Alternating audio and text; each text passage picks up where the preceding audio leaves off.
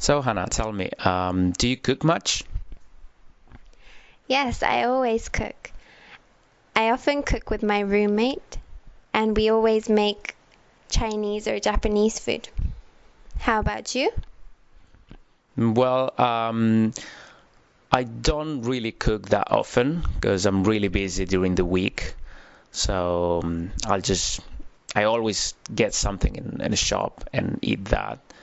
But during the weekends, I always cook during the weekends because I really like making food. So that's what I do.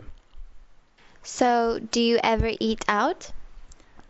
Only occasionally because um, I'm really busy during the week and I prefer cooking during the weekends. So not really often. I don't go out really often to eat.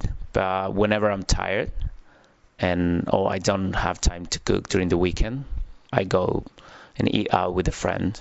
So how about you? Well, I always cook, so I normally go and eat out on the weekends with my friends or family.